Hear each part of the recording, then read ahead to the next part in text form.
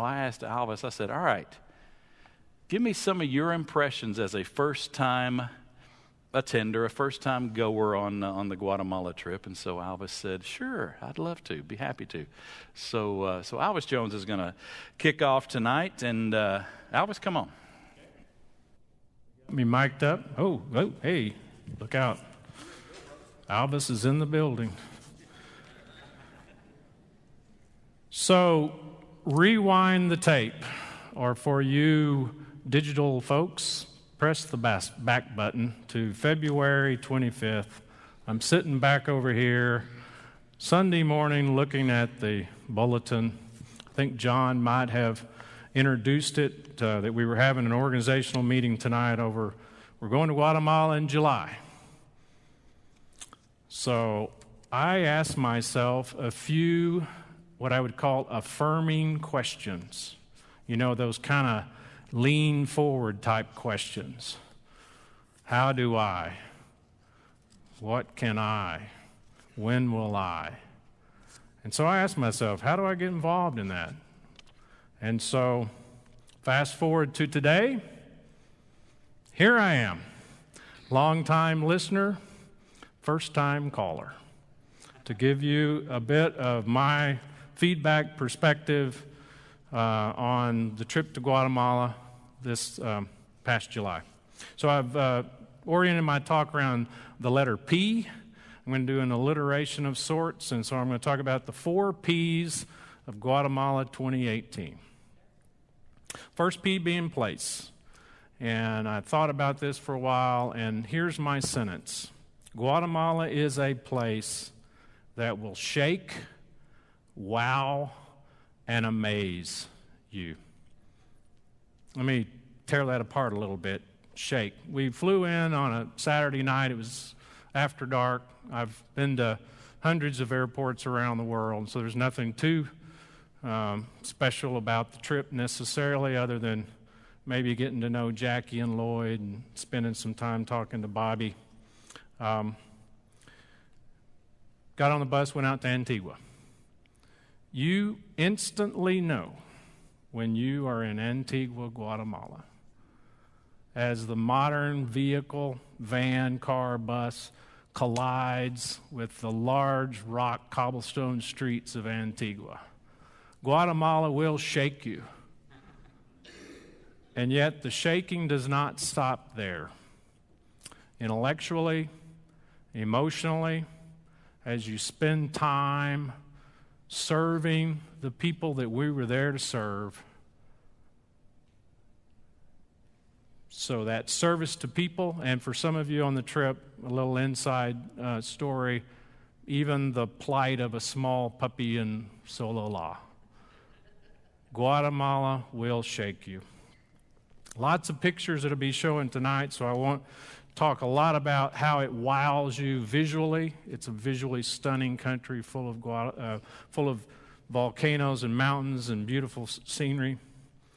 And it will amaze you, though, if you're a fan of history, because from the colonial architecture of Antigua to the rich Mayan vivid colors of their textiles and the beautiful dresses that the women and girls wear that are just beautiful, made of that fabric. They're clean, they're tidy, they're modest. It's a beautiful place. So anyway, we were on our way from Chimaltenango up to Sololá. I think we're above 6,000 feet on this windy, curvy road. I think they've long since outlawed straight roads in that part of Guatemala. But I was looking out and I was noticing these little farm plots, little plots of land that had been kind of carved out of the landscape and kind of precariously clinging to the mountainside. And I got to thinking, what would a West Texas farmer think about that?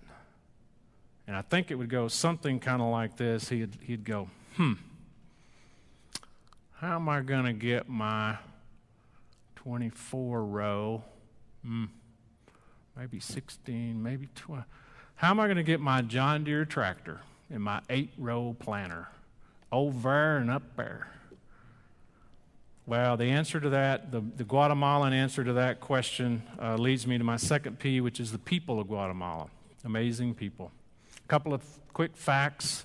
40% of the population is Mayan, but more startling to me as I saw it was the statistic that, it's anywhere from 56 to 59% of the population lives below the poverty line. Let that soak in for a minute. And then it may be as high as 20% extreme poverty. So it's a place with lots of needs, lots of challenges, and lots of opportunity for us to go there and to serve. When I think about the people, they're small in stature, but they're sturdy and hardworking. They're poor financially, but they're rich in their Mayan culture and history.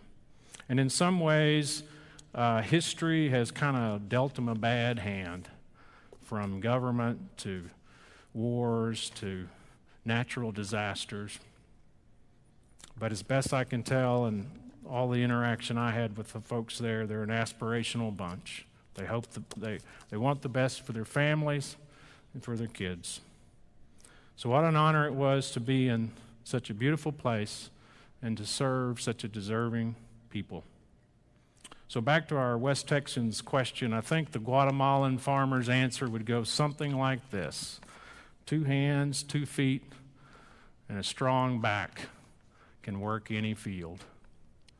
And oh, by the way, if you have a large wicker basket, you can put the entire crop in it, and a Mayan woman can take that thing to town, perched, balanced precariously on top of her head. Wonderful scenery and wonderful place to go. So the second group of people I'd like to brag on a little bit, another P is I'll call them the P squareds. It's the Prestoncrest folks. The team here assembled tonight that went on the trip, along with some brothers and sisters from other congregations and other Christians from the area. We were one group made up of many individuals with lots of skills.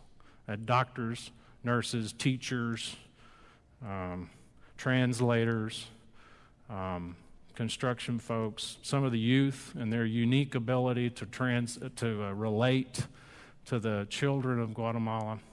So here we were one group, one team, lots of members, one group, one body, lots of members, lots of skills, lots of spiritual gifts. Does that remind you of anything? The Apostle Paul in Romans 12 used that exact analogy to talk about the church, in that we are one body, and yet we're made up of many members with our own unique skills, and specifically he was talking about spiritual gifts. So let me go to that list real quick. The list starts off with the gift of prophecy. I'll come back to that one. He goes on, he talks about serving, teaching, encouraging, giving, leadership, and showing mercy. I can't think of any time in my life when I've been able to go to such a beautiful place, serve such a deserving people, and have a front row seat to see all the gifts, the spiritual gifts of Romans 12 play out right in front of my face over the course of 7 days. Thank you, team, for that. It was a blessing to my life. Back to that gift of prophecy. That one even came up several times as well. Several times I heard, Alvis Brent, if you drink that tap water,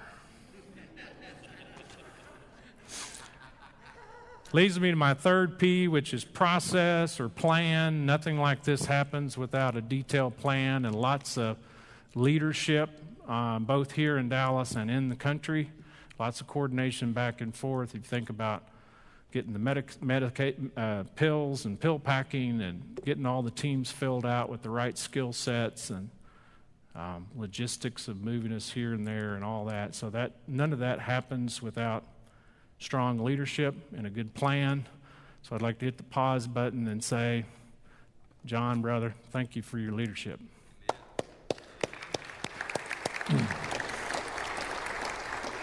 So I'll end with some personal reflections, some thoughts, maybe a little bit of an exhortation for the crowd. I needed this trip to Guatemala in 2018. I want to go back to that statistic of well over half of the population lives below the poverty line. I had become pretty complacent as it relates to how richly acknowledging how richly God has blessed me and even us as a collective body here in North Texas and these United States. God's blessed us with family and friends and materially, with opportunities for work and education, irrespective of cable news, stable government, health care, on and on and on, the conveniences of life here. I needed this trip to be kind of a wake-up call for me to see how richly God's blessed us and to acknowledge that. So I want to show one quick slide. If you can show that slide, my slide, somehow. This is a Guatemalan laundromat. And I took this picture in Alatenango, Guatemala. We had gone out there on a Wednesday, and it was the location of the village closest to where they were, to where the Fuego volcano had gone off. And so the government was kind of doing their relief efforts out of this town. And so I'm in the laundromat. Right over here across the street is a school. The kids have been displaced from this school, and they're now using that as a refugee camp. Right over here is a covered town square with 10 caskets lined up, with each casket with a picture, with a name, with an age. And so it was in this kind of surreal environment of displacement, loss, and sorrow that I took this picture. What caught my eye was this young girl. She kind of seemed out of place amongst the older women that were working that day. Go to the next slide. Go back up one. She also appeared to be singing. She also had a smile on her face. She was finding in this crazy situation, this crazy context, she was finding joy in doing the task of washing the family's clothes, doing her part to support the family. As I was preparing my thoughts for this deal, I kind of thought this kind of reminded me a bit of a couple of things came to mind. One was Philippians 4, where Apostle Paul is talking about finding contentment, either in prosperity or poverty or any situations. But then I thought about it some more, and I thought really this beautiful example of having joy in this surreal environment was in Matthew, where Jesus said, unless you become like little children. So I want to think this little girl has really made an impact on me. I think about how often I have a complaining, grumbling spirit about something. And, there's certain things certain chores or certain situations or people that kind of bring that out in us. Well, I'll tell you one thing, I no longer have that problem when it comes to washing dishes or washing clothes. I think about this little girl in Guatemala, and I'm thankful. And so it's, how do we move from complacency and grumbling and complaining to humility, thankfulness, and gratitude? Spend a week in Guatemala, and it'll certainly make you humble, grateful, and thankful. So I'll end with one last story. I'll give you the Reader's Digest version. graduated from Abilene Christian in 1983. I was on the 4-year plan. Yes. Moved to Dallas, went to work, lived over on the east side, attended Highland Oaks Church of Christ.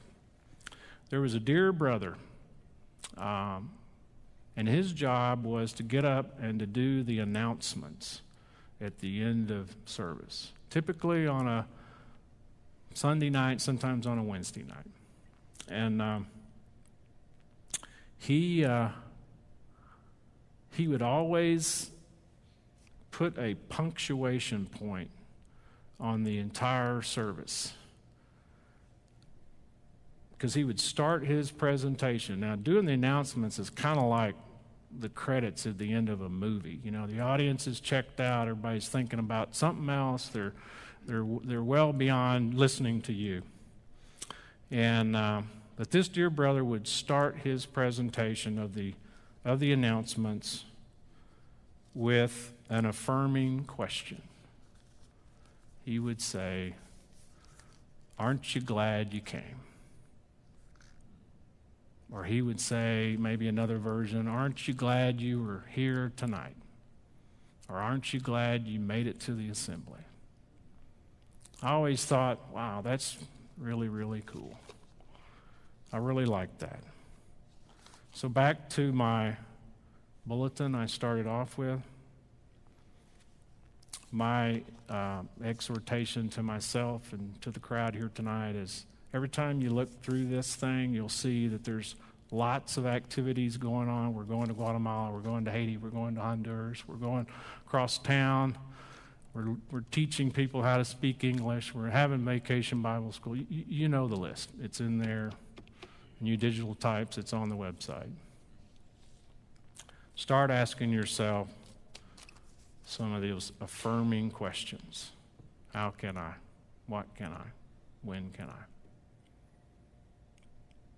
Aren't you glad you came? Aren't you glad you're here? Aren't you glad you went to Guatemala in 2018? I know my answer to that question. And as I look out across the faces, I see some old pros of this trip, some people that have been on it year in, year out, some of them more than a decade. They no longer ask that question. It's not even really what they think about. They've moved on. They're thinking about a different question. It goes something like this. When are the dates for next year so that I can get it on my calendar? Thank you.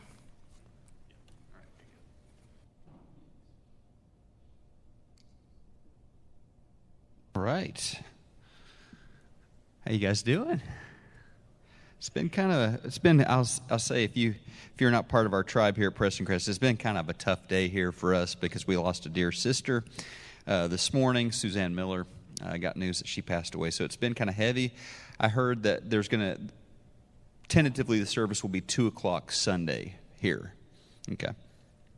But this is what I wasn't ready for. I wasn't ready for these pictures to start scrolling and feel kind of another emotional, and I'm sitting there going, oh, man. Good memories, but just a lot of emotions because we had just a fabulous trip. And I'll say this, I sat here for 8 years watching Guatemala Night at Prestoncrest and the slides and hearing the stories. And then finally we got a chance to kind of jump, and we're very glad. I think all of us are glad. It was our first time. So me, Isla, our son David, and then one of David's friends from school, Chris.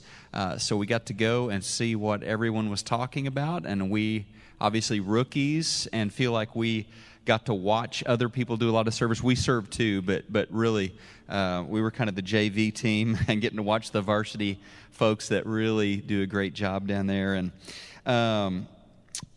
start out, I'm not going to talk for a long time, but I did want to say it was really cool to meet some new friends, to make some new friends, and Nigel and Ann are here, and then other people that we got to meet, that even Prestoncrest people, some of them that we didn't know all that well before the trip. And as it goes on these trips, when you're working hard together and you're tired, funny things happen. You make some special memories. You have some inside jokes, all those things, and you feel closer together. So we were doing the Lord's work, but it was a lot of fun. This trip is just, and part of it, or a big part of it probably, are the personalities that go, the people that go are just some wonderful, wonderful folks. So just a couple of things that I observed. One surprise, so I was going to do some translating. I'll say some translating because my Spanish is not good. My Portuguese is pretty good. My Spanish not so good. But did some translating. I was surprised. We got up in the mountain villages, and I made an assumption pretty much everybody speaks Spanish there, and learned once we got up to Sololá that no, you could see them. I mean, I could tell when they would walk into it because I was working in medical clinics, construction teams, and food delivery. And I was in the medical clinic doing some translating, and you could begin to spot these people that would speak Quiche, that they were wearing the very traditional garb and usually missing a bunch of teeth and just kind of had a certain indigenous look about them. And so they would usually come with a younger family member or a friend of the family who would translate from their Mayan language into Spanish, and then we would go from Spanish into English for the nurses and doctors that we were working with. So that was kind of a surprise, but kind of cool, kind of to see that Guatemala, even though we think of it as a really small country, it's got some diversity as a country as well. It was interesting. I'll say this. Obviously, any kind of good work that is done, we celebrate, but there is something very important about doing work in the name of Jesus. He is the Savior. And when we do work in His name, and it is a work that is very much connected to Him and His ministry, it has the potential to have a much greater, more permanent impact on people.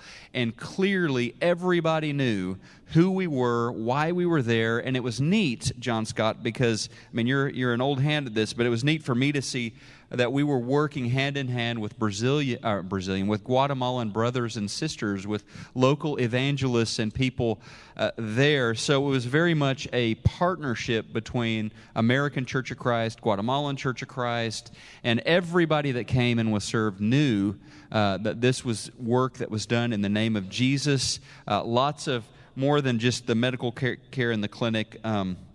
A lot of opportunities to pray with people, pray over people, cry with people, hear about their medical concern that brought them in, but sometimes peel back the surface and learn more. We had a young mother that came in with her son, and kind of diagnosing and working on some of the normal issues, and kind of got a sense that there was kind of more going on than just parasites and some nausea and stuff like that. And she began to open up that he had been, and he really didn't talk. He was super quiet, this boy, but that he was being abused by his father that had left them and was back home. And we got an opportunity to minister to them and to pray over them, and don't know what is going to happen, but I know they felt loved and cared for and supported. And that's another thing that I would share with you guys that's been really interesting. It's not kind of just an airdrop mission project. Whoop, we did a bunch of good, we're going back to the States. No, this is really, you learn when you go down there that there are familiar faces that come back every year. And I would say probably for a lot of these people, this Prestoncrest medical team is the primary care physician in their life. I mean, we are the best medical care they get, and they come back year after year. And so a lot of folks know their names and know their situations. And so it's really a relationship that gets built over time, and I was impressed with that. Another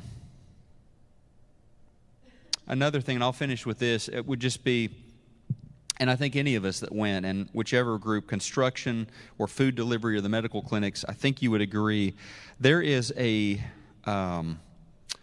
just a spirit of thanksgiving, a spirit of gratefulness there among the people that we serve. And it is beautiful to see.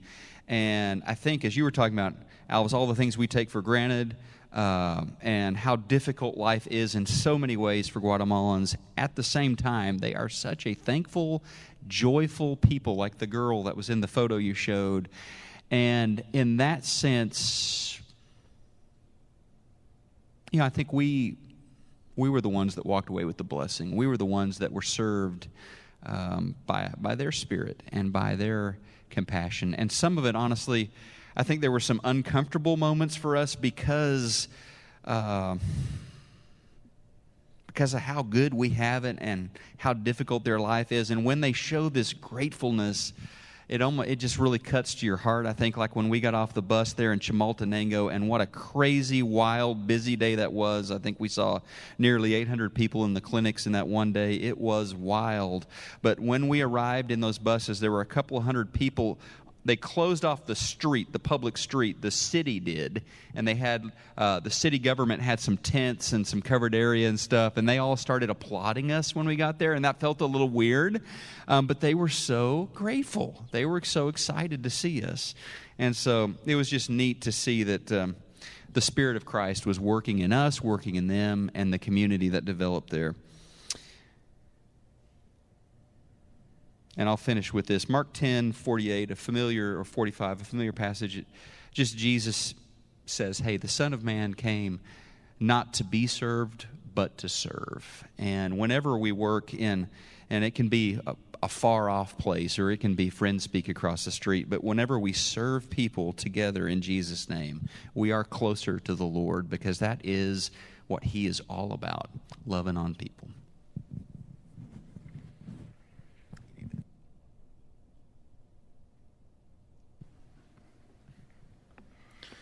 Well, it truly was a good trip this year. We had our challenges and we had our triumphs. Some of the facts of this trip: we had 53 folks go with us this year. 53 people on buses and vans and getting through the airport. 19 of those 53 people that traveled with us, this was their first time to go to Guatemala. And I thought, wow, you people are spending your money, you people are spending your vacation time to go and serve. I love that.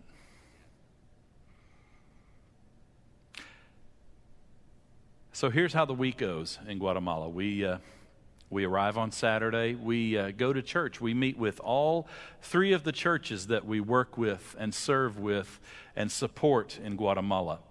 We support 3 churches, one in Sololá, and one in Chimaltenango, and then one in Antigua. And I think there's a new one actually starting in Antigua, a branch off. So actually 4 that we work with.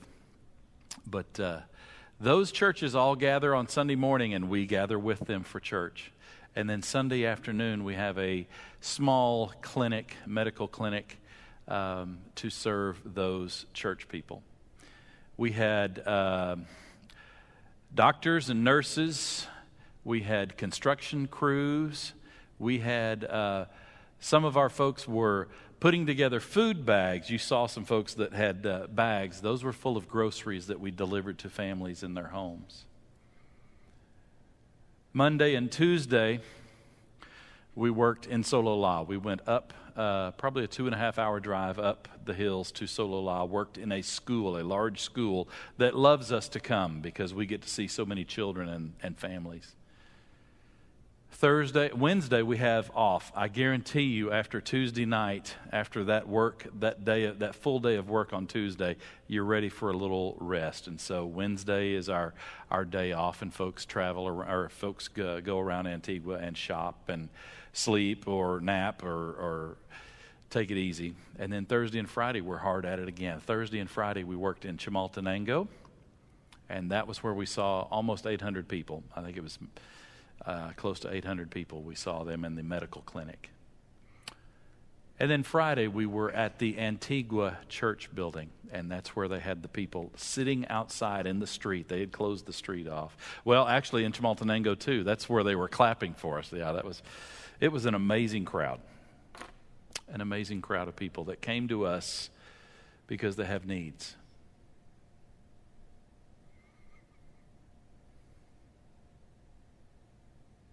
Alvis asked, when's next year's trip? Next year's trip is July 6th to 13th. Next year, the youth group is going to be going with us. So we have another 40 people going with us. It's a great trip. It's not a hard flight. I encourage you to go. I encourage you to go because it is enriching. It will grow you.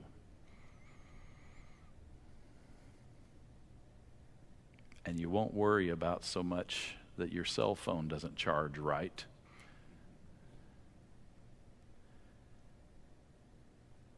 Or that your car battery is dying. These people have so much joy. They have joy, and they have so little. So thank you, Prestoncrest, for sending us. We had, it was not all Prestoncrest people that go. It's great. We have folks from Oklahoma. We have folks from Tyler. We have other people here from the Dallas area or the Fort Worth area that go with us. So you will definitely meet new people and make new friends. Thank you, Prestoncrest, for sending us. That I could talk for 30 minutes, and I'm not gonna. So I'm gonna just say this. Join me as we begin praying for more expanded work in Guatemala. I'll be praying for that. And I look forward to next year.